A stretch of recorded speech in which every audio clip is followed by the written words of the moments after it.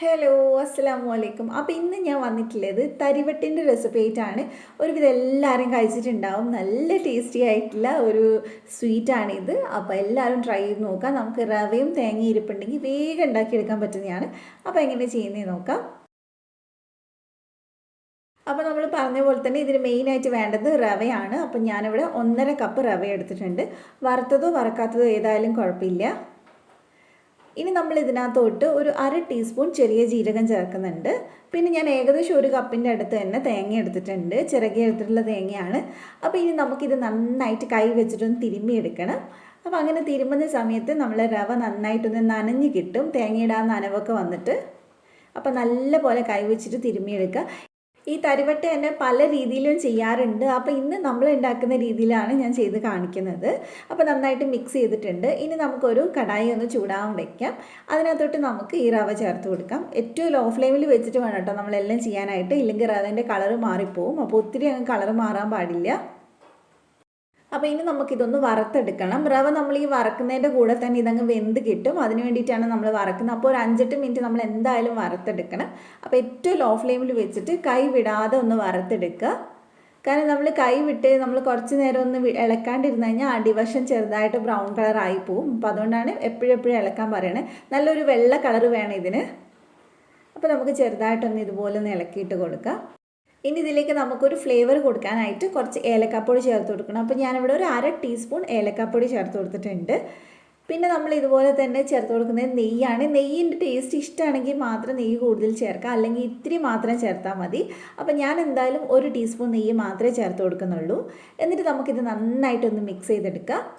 ആ നെയ്യും കൂടെ ചേരുന്ന സമയത്ത് റവ കുറച്ചും കൂടി ഒന്ന് നനഞ്ഞ് കിട്ടും. അപ്പോൾ നല്ലപോലെ മിക്സ് ചെയ്ത് നമുക്കൊരു 5-6 മിനിറ്റും കൂടെ ഇതൊന്ന് വറുത്തെടുക്കാം.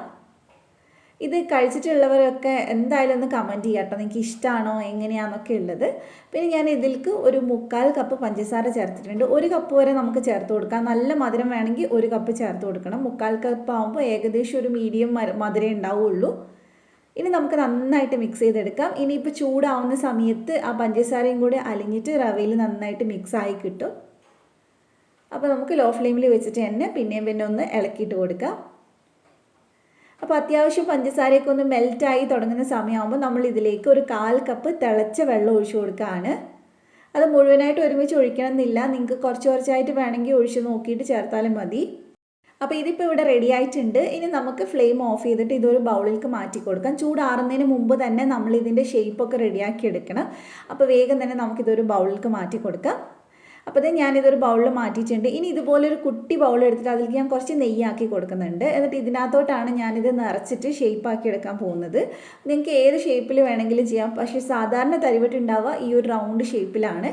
അപ്പോൾ അങ്ങനത്തെ പാത്രമോ അല്ലെങ്കിൽ ഒരു മെഷറിംഗ് കപ്പോ ഒക്കെ ഉണ്ടെങ്കിൽ നിങ്ങൾക്ക് അതിലേക്ക് ഇതുപോലെ ഫില്ല് ചെയ്ത് കൊടുക്കാം. നന്നായി പ്രസ് ചെയ്ത് കൊടുക്കണം, എന്നാലേ നന്നായിട്ട് നമുക്ക് തട്ടിയിടാൻ പറ്റുള്ളൂ. അപ്പോൾ നന്നായിട്ട് സ്പൂണോ കയ്യോ എന്തെങ്കിലും വെച്ചിട്ട് നല്ലപോലെ പ്രസ് ചെയ്യുക. എന്നിട്ട് ഇതുപോലെ ഒന്ന് തട്ടി കൊടുത്തു കഴിഞ്ഞാൽ അതവിടെ വീണോളൂ. അതേപോലെ തന്നെ നമുക്ക് ബാക്കിയുള്ളതൊക്കെ ചെയ്തെടുക്കാം. നമ്മൾ തരി ഉണ്ട ചെയ്യാറുണ്ട്, അതുപോലെ തന്നെ തരിവട്ട ചെയ്യാറുണ്ട്. രണ്ടും ഏകദേശം ഒരേ ടേസ്റ്റ് തന്നെയാണ്. അപ്പോൾ എല്ലാവരും ട്രൈ ചെയ്യുക കേട്ടോ. ഇത് കഴിച്ചിട്ടില്ലാത്തവരുണ്ടെങ്കിലും അതുപോലെ തന്നെ വീട്ടിൽ ട്രൈ ചെയ്യാത്തവരുണ്ടെങ്കിലും പെട്ടെന്ന് തന്നെ ട്രൈ ചെയ്ത് നോക്കുക. നല്ല ടേസ്റ്റാണ് കഴിക്കാൻ. അപ്പോൾ നിങ്ങൾക്ക് റെസിപ്പി ഇഷ്ടമായിട്ടുണ്ടെങ്കിൽ ചാനലൊന്ന് സബ്സ്ക്രൈബ് ചെയ്യുക, തൊട്ടടുത്തുള്ള ബെല്ല് ക്ലിക്ക് ചെയ്തിട്ട് ഓളോടെ ക്ലിക്ക് ചെയ്യുക. എന്നാൽ മാത്രമേ ഞാൻ വീഡിയോസ് ഇടുമ്പോൾ നിങ്ങൾക്ക് നോട്ടിഫിക്കേഷൻ വരുള്ളൂ. പിന്നെ ഇത് നമ്മൾ സെറ്റ് ചെയ്ത് വെച്ചിട്ട് കുറച്ച് കഴിയുമ്പോൾ ഇത്രയൊന്ന് ഹാർഡാവും. അപ്പോൾ ശരിക്കും നമുക്കിങ്ങനെ കട്ട് ചെയ്യാനൊക്കെ പറ്റും. ഇപ്പോൾ ഉണ്ടാക്കിയ സമയത്ത് കുറച്ച് തരി മാതിരി ഉണ്ടാവുക. അപ്പോൾ തണുക്കുമ്പോഴാണ് കേട്ടോ ശരിക്കും സെറ്റ് ആവുക. നമുക്കിത് കുറച്ച് ദിവസം സൂക്ഷിച്ച് വെക്കാനൊക്കെ പറ്റും. പെട്ടെന്ന് അങ്ങനെ കേടാവുമൊന്നുമില്ല. അപ്പോൾ എല്ലാവരും ട്രൈ ചെയ്യുമെന്ന് വിചാരിക്കുന്നു. നമുക്ക് മറ്റൊരു വീഡിയോ ആയിട്ട് വീണ്ടും കാണാം ഇൻഷാ അല്ലാഹ്. Thank you for watching.